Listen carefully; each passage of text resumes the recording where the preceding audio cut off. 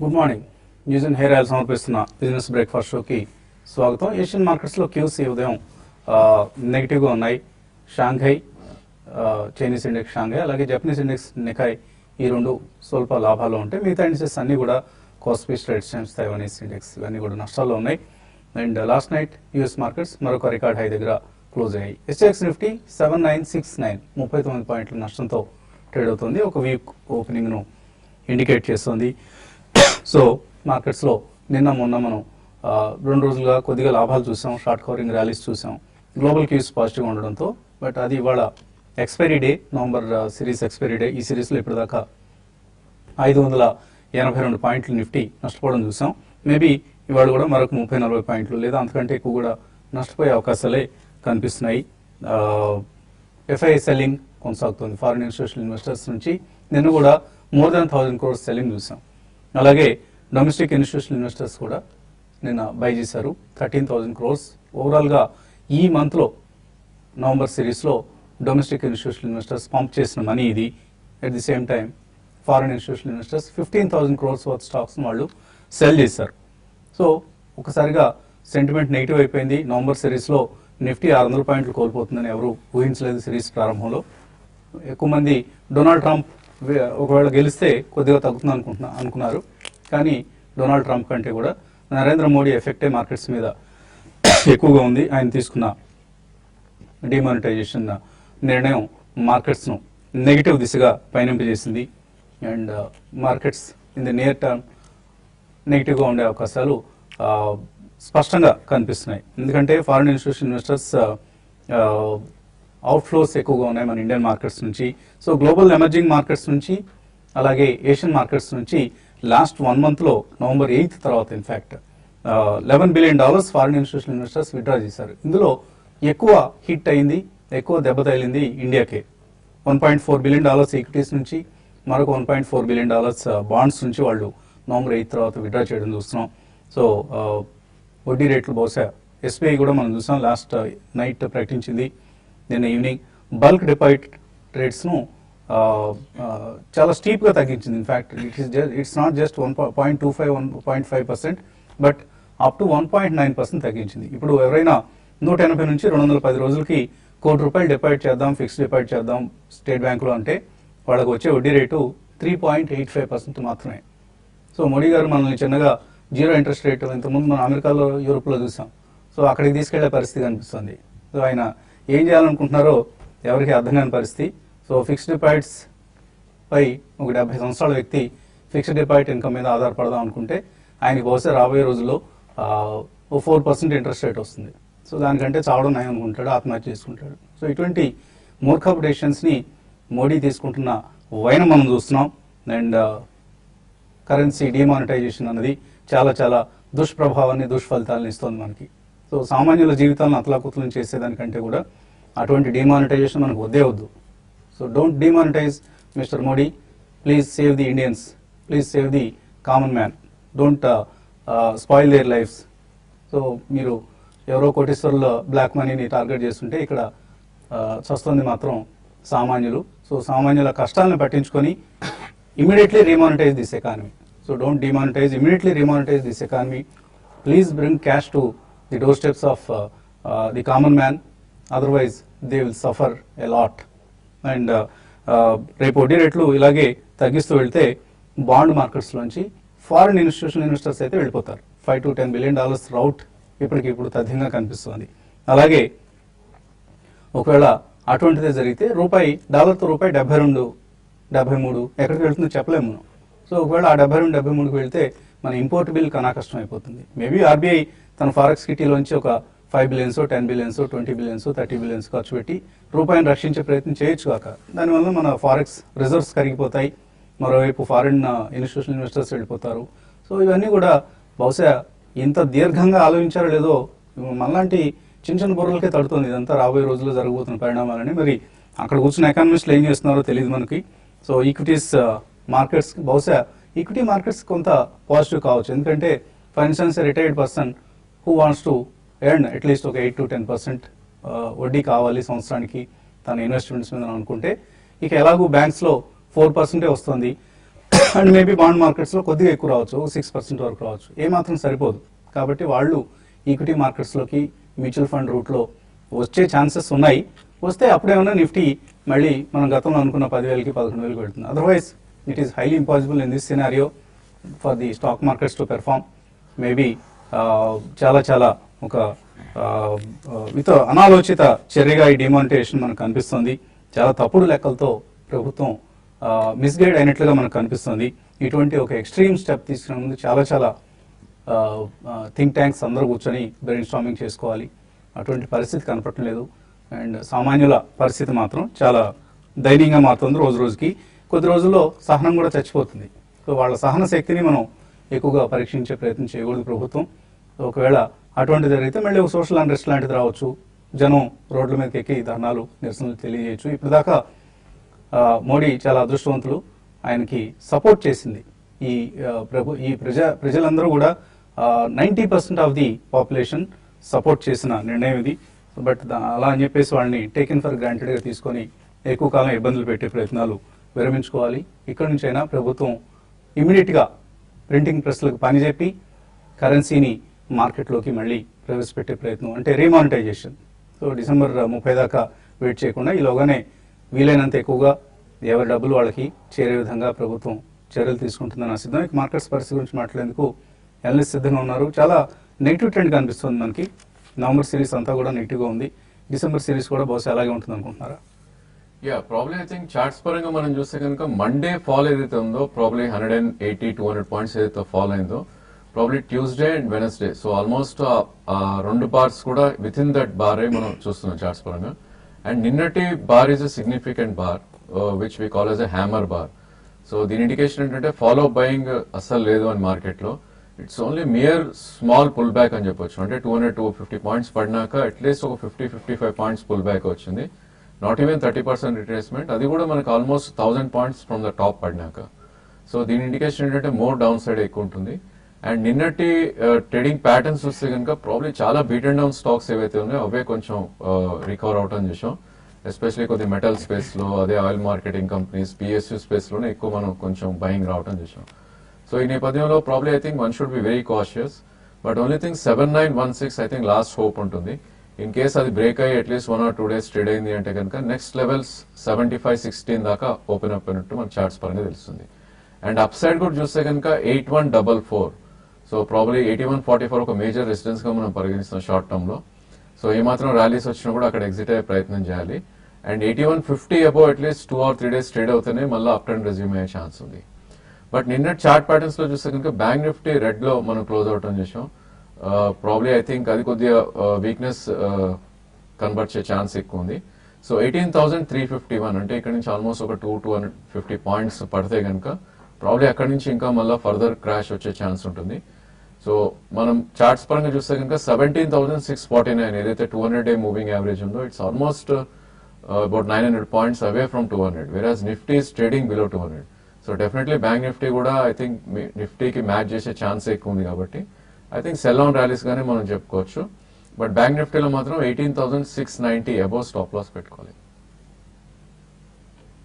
So traders కి ఈ expiry day ఎటువంటి ట్రేడింగ్ ఐడియాస్ ఇస్తారు? ఇప్పుడు ఈ ఎక్స్పైరీ డే కొంచెం వోలటాలిటీ అనేది మార్కెట్లో ఉంది. లాస్ట్ 2 days లో మనకి నిఫ్టీ పాజిటివ్ లో క్లోజ్ అయ్యి మళ్ళీ ఈ రోజు గ్యాప్ డౌన్, అది కూడా 8,000 బిలో ఎక్కువగా ఓపెన్ అయ్యే అవకాశాలు ఎక్కువ ఉన్నాయి. కాబట్టి మార్కెట్లో ఇంట్రాడే ర్యాలీస్ వచ్చినప్పుడు కొంచెం హయ్యర్ లెవెల్స్ లో సెల్లింగ్ చేయమంటాను. At the same time lower levels లో కూడా బయింగ్ చేయొచ్చు. అయితే మార్కెట్స్ లో నిన్న చూసాము చాలా రోజుల తర్వాత మిడ్ క్యాప్ స్టాక్స్ లో ఈవెన్ మార్కెట్ బ్రెత్ కూడా నిన్న చాలా బాగుంది. మిడ్ క్యాప్ స్టాక్స్ లో మంచి బయింగ్ కనపడింది. షుగర్ ఒకటి, తర్వాత కెమికల్స్ స్టాక్స్ లో కూడా మంచి బయింగ్ ఉంది. ఆ షుగర్ స్టాక్స్ ఇక్కడ నుంచి ఇంకా ఫర్దర్ గా పెరిగే అవకాశం ఉంది. కాబట్టి షార్ట్ టర్మ్ వ్యూతో షుగర్ కంపెనీస్ లో దాల్మియా భారత్, ఇటువంటి ధంపూర్ షుగర్ లాంటి వాటిని పొజిషనల్ ట్రేడర్స్ అంటే డెలివరీ బేస్డ్ ఒక అట్లీస్ట్ 2 to 3 months కోసం బై చేసుకోమంటాను. ఈవెన్ కెమికల్ స్టాక్స్ కూడా ఈ డిమానిటైజేషన్ ఎఫెక్ట్ పెద్దగా ఉండదు కాబట్టి వాటిలో కూడా షార్ట్ టర్మ్ వ్యూతో బై చేసుకోవచ్చు. తర్వాత ఈ రోజు ఇంటర్డే విషయానికి వస్తే మాత్రం ఎక్కువగా హై బీటా స్టాక్స్ లో సెల్లింగ్ అనేది ప్రెషర్ రావడానికి ఎక్కువ ఉంటుంది. కాబట్టి అటువంటి స్టాక్స్ లో సెల్లింగ్ చేసుకోమంటాను. మదర్స్ అండ్ సుమి నిన్న బాగా పెరిగింది లాస్ట్ 2 days లో, అయినా కూడా ఈ లెవెల్లో ఈ స్టాక్ ఆగడానికి అవకాశం ఉంది. దాన్ని హైయర్ లెవెల్లో సెల్ చేయమంటాను. అదేవిధంగా డిఎల్ఎఫ్ కూడా ఒకటి కొంచెం హైయర్ లెవెల్లో సెల్లింగ్ అనేది లాస్ట్ 2 డేస్లో షార్ట్ కవరింగ్ ఈ కౌంటర్లో కనపడింది. బట్ ఈ రోజు మళ్ళీ లాంగ్ అన్వైండింగ్ అనేది ఈ కౌంటర్లో రావచ్చు. అదేవిధంగా హీరో మోటార్ కార్పొరేషన్ కూడా హైయర్ లెవెల్లో సెల్ చేయమంటాను. ఇది ఈవెన్ 2960, 2940, 50 ఆ లెవెల్స్ కూడా ఇంటర్డేలో రావడానికి అవకాశం ఉంది. అయితే బయింగ్ అనేది ఇక్కడ పర్టికులర్ ఈ స్టాక్స్లో మనకి బయింగ్ తీసుకోమని చెప్పలేము, ఎందుకంటే మార్కెట్స్లో దాదాపు F&O క్లోజింగ్ ఎండింగ్ డే కాబట్టి అన్ని స్టాక్స్లో కూడా హైయర్ లెవెల్లో బాగా మనకి లాంగ్ అన్వైండింగ్ రావచ్చు. At the same time lower levels కొన్ని ఓవర్ సోల్లో ఉన్న స్టాక్స్లో కొంత షార్ట్ కవరింగ్ వచ్చి కొంచెం పెరగడానికి అవకాశం ఉంది. బ్యాంక్ నిఫ్టీ నేను కానీ చూస్తే మనకి లో నుంచి బాగా రికవర్ అయినా కూడా నెగిటివ్లో క్లోజ్ అయింది. ఈవెన్ బ్యాంక్ నిఫ్టీ 18,400 బిలో కంటిన్యూగా ట్రేడ్ అయితే మాత్రం అది ఫర్దర్గా వీక్ 18,200 వైపు వెళ్ళే అవకాశం కనపడుతుంది. సో మిత్రులు కృషి మెసేజ్ పంపించారు, remonetisation leads to boost of the terrorism అట. సో మోడీ గారు ఇది బాగా నెత్తికెక్కించారు అందరికి బుర్రలోకి. టెర్రరిజంని రూపుమాపాలంటే దేశంలో కరెన్సీని రద్దు చేయాలని, మొత్తం డబ్బు రద్దు చేసేయండి. దేశంలో అసలు డబ్బు అనేది లేకుండా చేస్తే ఇఫ్ టెర్రరిజం వ్యానిషెస్ అనుకుంటే అది ఇంకా బెస్ట్ పని అవుతుంది కదా. సో మనందరం డబ్బు లేకుండా జీవించే విధానానికి అలవాటు పడదాం. సో టెర్రరిజం అంతమవుతుందన్న ఒక మానసిక రుగ్మతతో. So it is a mental illusion that terrorism will be driven away from this country if you demonetise. So డిమానిటైజేషన్కి టెర్రరిజం సంబంధం లేదండి. టెర్రర్ ఫైనాన్స్ అనేది it's a small issue. Major issue ఆయన చెప్తుంది బ్లాక్ మనీ, కరప్షన్, బ్రైబరీ. నిన్న కూడా నేను GHMC ఒక అఫీషియల్ లంచం తీసుకోవడానికి ప్రత్యక్ష సాక్షిని. సో ఇటువంటి అంటే స్టింగ్ ఆపరేషన్ చేయలేదు, బట్ మన దేశంలో అవినీతిని అరికట్టడం ఇవన్నీ కూడా జరిగే పనులు కావండి. అలా అని చెప్పేసి ఏమి చేయొద్దా అంటే చేయొద్దని కాదు. ప్రభుత్వం there are so many other ways to eradicate poverty, eradicate black money, eradicate corruption. So bribes తీసుకోవడం అనేది మన మైండ్స్లో పాతుకుపోయిన అంశం. గవర్నమెంట్ ఈ విధానంలో తీసుకోవద్దంటే మరొక విధానంలో తీసుకోవడానికి మనం ప్రయత్నం చేస్తాం. So that is not the solution. There are so many ways to do away with all these evils. వాటిని ప్రయత్నించాలి కానీ ఇలా మనందరం ATMల దగ్గర కాళ్ళు చేతులు అరిగేలాగా తంటాలు పడుతూ ఊరంతా తిరగడం అనేది అంతా ఒక మూర్ఖపు చర్య. So I'm not in favour of this demonetization. ఇంకా కాల్స్, మెయిల్స్ తీసుకునే ముందు కాసేపు ప్రకటనలు.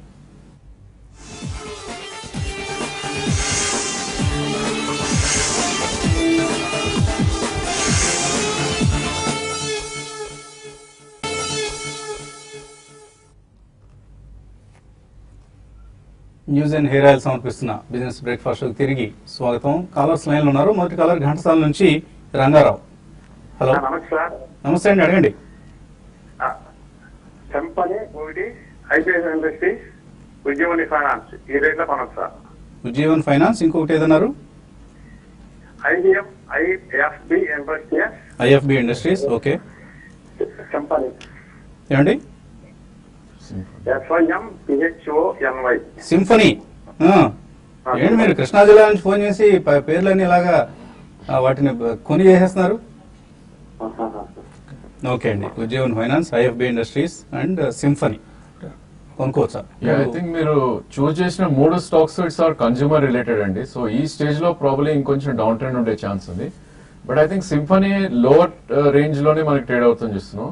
సో 1208 కరెంట్ మార్కెట్ ప్రైస్ ఉంది. మేబీ 107 దగ్గర చాలా మంచి సపోర్ట్ ఉంది స్టాక్ కి. మీకు అట్లీస్ట్ 1.5 ఇయర్ వ్యూ ఉంటేనే ఈ స్టాక్స్ లో ఎంటర్ అవ్వాలండి. ఆల్రెడీ 15-20% పడినప్పటికీ కొద్ది సైడ్ వేస్ నుంచి డౌన్ ట్రెండ్ లో ఉండే ఛాన్స్ ఎక్కువ ఉంటుంది. అన్లెస్ ఈ డిమార్టినేషన్ ఇవన్నీ ఎఫెక్ట్స్ ఏవైతే ఉన్నాయో ప్రాబ్లీ 3 to 6 months లో తెలిసే అవకాశం ఉంటుంది. సో 1 to 1.5 ఇయర్ వ్యూ ఉంటే డెఫినెట్లీ ఎస్ అని అంటాను. 2 or 3 ప్రైస్ పాయింట్స్ లో మీరు తీసుకోండి. ఇన్ఫాక్ట్ ఐఎఫ్బి కూడా ప్రాబ్లీ ఎక్కువ కరెక్షన్ అవ్వలేదు స్టాక్ లో. సో 500 నుంచి ఆల్మోస్ట్ 430 అంటే అబౌట్ 15-20% కరెక్ట్ అయింది. సో ప్రాబ్లీ ఇక్కడ నుంచి కూడా డౌన్ సైడ్ అరౌండ్ 360 or 372 దాకా వచ్చే ఛాన్స్ ఉంది. 430 కరెంట్ మార్కెట్ ప్రైస్ ఉంది. ఇది కూడా 2 ప్రైస్ పాయింట్స్ లో మీరు తీసుకోండి. నా ఉద్దేశంలో ఉజ్జీవన్ ఫైనాన్స్ కన్నా probably I think you should go for front line stocks అండి. మేబీ ఫ్రంట్ లైన్ లో బజాజ్ ఫైనాన్స్ కానీ క్యాపిటల్ ఫస్ట్ కానీ 2-3 ప్రైస్ పాయింట్స్ లో అక్యూమిలేట్ చేస్తే that would be better idea. Hyderabad నుంచి కృష్ణారెడ్డి. హలో కృష్ణారెడ్డి గారు, అడగండి. సార్ నమస్కారం సార్. నమస్తే అండి. ఫస్ట్ మీకు హ్యాట్స్ ఆఫ్ సార్. మీరు ఉన్నట్టు చాలా క్లారిటీగా చెప్పారండి. మీరు మీ యాంకరింగ్ కి మీకు హ్యాట్స్ ఆఫ్ అండి ఫస్ట్ చెప్పాలి. Thank you sir. చెప్పండి కృష్ణారెడ్డి గారు. సార్ నేను కెంఫాబ్ ఆర్కిలిక్స్ గురించి తెలుసుకుందాం అనుకుంటున్నాను సార్. కెంఫాబ్ ఆర్కిలిక్స్ తీసుకుందాం అనుకుంటున్నారా? లేదండి, కెంఫాబ్ ఆర్కిలిక్స్ నిన్న హైయర్ సీలింగ్ అయిందండి. ఓ మామూలుగా మార్కెట్ ఓవరాల్ గా డల్ ఉన్నప్పుడు అది హైయర్ సీలింగ్ ఏంటంటే మన న్యూస్ వచ్చిందండి దాంట్లో. సో ఏదన్నా న్యూస్ ఉందా కెంఫాబ్ ఆల్కలీస్ లో ఎందుకు పెరిగింది? అక్కడ ఓవరాల్ గా నిన్న కెమికల్ స్టాక్స్ అన్ని కూడా ఇంతకుముందే చెప్పడం జరిగింది, అన్ని కూడా బాగా పెరిగాయి. అందులో భాగంగా కెంఫాబ్ ఆల్కలీస్ బాగా పెరిగింది. తర్వాత ఈ డిమానిటైజేషన్ కారణంగా ఎఫెక్ట్ అయ్యే సెక్టర్లో ఇది పెద్దగా ఉండకపోవచ్చు అండి. ఎక్స్పోర్ట్స్ బేస్డ్ స్టాక్స్ అన్ని కూడా నేను చూస్తే బాగా పెరుగుతూ వచ్చాయి. కాబట్టి ప్రస్తుతం అయితే ఇది ఇంకా పెరిగే అవకాశమే ఉందండి. కాబట్టి ఎవ్రీ డిప్లో మీరు బై చేసుకోమని చెప్తాను. ఈవెన్ మీకు పొజిషన్స్ ఉంటే మాత్రం హోల్డ్ చేయండి. ఇప్పుడున్న పరిస్థితుల్లో ఈవెన్ కొంచెం మార్కెట్లో కొంచెం కరెక్షన్ ఉన్నా కూడా దీంట్లో అరౌండ్ 220, 240 ఆ లెవెల్స్లో లాంగ్ టర్మ్కి మంచి సపోర్ట్ లభించే అవకాశం కనపడుతుంది. ఓకే అండి. సో ప్రస్తుతానికి మీ దగ్గర ఉంటే మాత్రం హోల్డ్ చేయండి కెంఫాబ్ ఆల్కలీస్. కొందాం అనుకుంటే కొద్దిగా కూల్ అయిన తర్వాత కొనండి ఇటువంటి స్టాక్స్ని. హడావుడిగా వెంటబడి మాత్రం కొనుక్కోవద్దు. తర్వాత కాలర్ దుర్గా ప్రసాద్. సార్ నేను కరూర్ వైశ్య బ్యాంకు 100 రూపాయల్లో కొన్నానండి. తర్వాత ఓంకార్ కెమికల్స్ 150 రూపాయల్లో కొన్నాను. వీటి పరిస్థితి ఏంటి, బాగా తగ్గినాయి. ఎవరైనా చేసుకోమంటారా లేకపోతే అలా హోల్డ్ చేయమంటారా? ఎగ్జిట్ అయిపోమంటారా? I think Karur Vysya bank is a very good bank అండి. సో ప్రాబ్లమ్ మీకు 1-2 years వ్యూ ఉంటే కనుక డెఫినెట్లీ హోల్డ్ చేయొచ్చు. స్టాక్ ఆల్మోస్ట్ మనం స్ప్లిట్ అవుట్ అని చూసాము చార్ట్స్ పరంగా. సో ఇది హై అరౌండ్ 108. ప్రాబ్లమ్ మీరు హై ప్రైస్ లో కొన్నా కూడా I would suggest to hold. So stock ఇక్కడ నుంచి కూడా ఒక 15% కరెక్ట్ అవుతాయి కనుక మేబీ 65 or 62 లెవెల్స్కి వస్తే కనుక ఫర్దర్ గా కూడా యాడ్ చేసుకోవచ్చు. 1.5 year ఉంటే డెఫినెట్లీ ఐ థింక్ హోల్డ్ అనే చెప్తాను. Omkar chemicals probably I think bottom out అయితే అయిపోయినట్టు కనిపిస్తుంది చార్ట్స్ పరంగా. సో 137 నుంచి 118 మధ్యలో మంచి సపోర్ట్ పాయింట్స్ ఉన్నాయి. అదేవిధంగా దీని రెసిస్టెన్స్ పాయింట్స్ అనేది 182 నుంచి 190. So I think you should use this stock for trading. So next 3 to 6 months లో ఇది 142 మేబీ 200 రేంజ్ లో ట్రేడ్ అయ్యే అవకాశం ఉంటుంది. So higher end of the range వచ్చినప్పుడు ఒకసారి అమ్మండి. ప్రాబ్లీ లో ఎండ్ లో ఒకసారి I think you should buy back. So that way you can reduce your cost. Chittoor నుంచి శివప్రసాద్. Hello hello sir. అడండి శివప్రసాద్. సార్ నేను చిత్తూరు నుంచి మాట్లాడుతున్నాను. అడండి సార్ నేను HDFC లైఫ్ ఇన్సూరెన్స్ లో ఒక 6 years బ్యాక్ ఒక పాలసీ వస్తే 2.5 lakhs కట్టాలని ఎవరు వేరే వాళ్ళు చెప్తే నేను కొద్దిగా MRP కట్టేశాను సార్. 7.5 lakhs 3 years. దాని తర్వాత అలాగే వదిలేశాను. ఇప్పుడు అది పోయి చూస్తే 11.14 వస్తుంది. ఇప్పుడు విత్డ్రా అయితే అని అంటున్నారు. షేర్ మార్కెట్ లో లింక్డ్ అంట, అది లింకప్ ఉంటుందంట. అది తీసేసుకోవాలా పెట్టేసుకోవాలా అర్థం కాదు. అంటే మీరు 7.5 lakhs పే చేశారా ఆల్రెడీ? ఆల్రెడీ అంటే 6 years back sir. 6 years back. Per year 2.5 lakhs pay చేశాను. 3 years. 10 years కట్టాలంట. 3 years కడితే మాత్రం చాలు, మీకు మొత్తం డబ్బులు అప్పుడే వస్తారు మీకు రిటర్న్. లేదంటే మేము సర్వీస్ ట్యాక్స్ లో 1.5 లక్ష పట్టేస్తామంటే ఎలాగోలా కష్టపడి కట్టేసి నేను నార్మల్ ఎంప్లాయీ అండి. మా అమ్మాయి పెళ్లి చేర్పిద్దామనేసి కట్టినాను అక్కడ. లో లోన్ తీసి తర్వాత అది మేనేజ్ చేసి లోన్ తీసి ఇప్పుడు 29,000 వరకు స్టాక్ పోయేసి మళ్ళీ వెనక్కి వచ్చేసింది. ఇప్పుడు పోయి అడిగితే వాళ్ళు దాంట్లో సంబంధం లేదు సార్, కొద్ది అమౌంట్ దాంట్లో పెడతాము, కొంత అమౌంట్ ఏదైనా రిస్క్ జరిగితే 12.5 lakhs ఇస్తాము, లేదంటే 2020కి మీకు 12.5 lakhs వస్తుంది 10 years తర్వాత అంటున్నారు. ఇప్పుడు ఇది మళ్ళా వెనక్కి డౌన్ అయిపోతే తగ్గిపోతేమో నేను దాన్ని తీసుకునేద్దాం అనేసి వెళ్ళాము. ఇప్పుడు ఎంత వాల్యూ ఎంత ఉందన్నారు? వాల్యూ ఇప్పుడు 11.24 వస్తుందని చెప్పారు సార్. ఓకే అండి, అదృష్టవశాత్తు మీరు కట్టిన డబ్బు వాల్యూ పెరిగింది. పెరిగింది అంటే 6 years కి 7.5 lakhs 11.24 అయింది. ఓకే అండి. సో ఎనీవే 7.5 lakhs మీకు 11.24 వస్తుంది కాబట్టి ఇమీడియట్ గా విత్డ్రా చేసేయండి. డోంట్ వెయిట్ ఫర్దర్ అండి. తీసేసుకొని ఇంకా బెటర్ ఇన్వెస్ట్మెంట్ అవెన్యూస్ లైక్ ఇప్పుడు మీ అమ్మాయి పెళ్లి దగ్గర పడిందా? జాబ్ చేస్తారు, బీటెక్ అయింది. ఇంకొక 6 నెలలు సంవత్సరంలో పెళ్లి కుదిరిపోతుంది. పెళ్లికి సిద్ధంగా ఉన్నారు కాబట్టి ఇమీడియట్ గా డబ్బుని అందులో నుంచి మీరు విత్డ్రా చేయండి. విత్డ్రా చేసి క్యాష్ రూపంలో పెట్టుకోకండి. దాన్ని అలా ఆన్లైన్ లో మీ అకౌంట్ లో వేసుకుని ఉంచి మంచి ఇన్వెస్ట్మెంట్ అవెన్యూస్ డెట్ ఫండ్స్ లో పెట్టండి ప్రస్తుతానికి. సో ఇంకొక 6 months 1 year అంటున్నారు కాబట్టి రిస్క్ తీసుకోలేరు మీరు. ఈక్విటీ ఇన్వెస్ట్మెంట్స్ చేయొద్దు. ఈక్విటీస్ లో ఇన్వెస్ట్ చేస్తే మీకు సమయానికి డబ్బు చేతికి అందకపోవచ్చు ఒకవేళ వాల్యూస్ పడిపోతే. సో మీ దగ్గర ఉన్న 11.24 lakhs ని డెట్ ఫండ్స్ లో పెట్టండి. షార్ట్ టర్మ్ డెట్ ఫండ్స్ అని ఉంటాయి, 6 లిక్విడ్ ఫండ్స్ అని ఉంటాయి. వాటిలో మీరు ఇన్వెస్ట్ చేయండి. ప్రస్తుతానికి భవిష్యత్తులో వడ్డీ రేట్లు తగ్గే అవకాశం ఉంది కాబట్టి ఇమీడియట్ గా మీరు ఇన్వెస్ట్ చేయండి. కొంచెం బెటర్ రిటర్న్స్ మీకు అందే అవకాశం ఉంటుంది. బట్ బీ కేర్ఫుల్ అండి, జాగ్రత్తగా ఉండండి. ఎటువంటి ఏజెంట్ల మాటలు నమ్మొద్దు. మళ్ళీ ఎవరో వస్తారు మీ దగ్గర 11 lakhs ఉన్నాయని తెలిస్తే మరొక ఏజెంట్ వచ్చి గోతికాడు నక్కలాగా కూర్చుంటాడు. కూర్చొని మీ డబ్బుని ఏదో ఒక స్కీమ్లో ఇన్వెస్ట్ చేయించే ప్రయత్నం చేస్తాడు, మాయమాటలు చెప్తాడు, మభ్య పెడతాడు. ఈ 11.5 లక్షలు కాస్త మీకు 20 లక్షలు అవుతుంది, 25 లక్షలు అవుతుంది అంటూ మభ్య పెట్టే ప్రయత్నం చేస్తారు. వాళ్ళ ఉచ్చులో పడకుండా మీరే ఇందాక అన్నట్లుగా చాలా ఏమరపాటుగా మనం ఆదమర్చి నిద్రపోతుంటే మన డబ్బు కొట్టేయడానికి సిద్ధంగా ఉంటారండి. సో అప్రమత్తంగా ఉండాలి, ఏమాత్రం ఏమరపాటు లేకుండా జాగ్రత్తగా ఉండండి. మీ అమౌంట్ని అమ్మాయి పెళ్లికి చక్కగా ఎటువంటి ఆటంకాలు లేకుండా మీ అమ్మాయి వివాహం జరగాలని టీవీ5 తరఫున కోరుకుంటున్నాం. సో ఇక మన కార్యక్రమం ముగించే సమయం ఇది. మళ్ళీ యూట్యూబ్ ప్లాట్ఫామ్లో కలుద్దాం. టీవీ5 మనీ ప్లాట్ఫామ్ మీద youtube.com/tv5money/live ఈ ఇంటర్నెట్ ప్లాట్ఫామ్ మీద మరికొద్దిసేపట్లో కలుద్దాం. Keep watching TV5.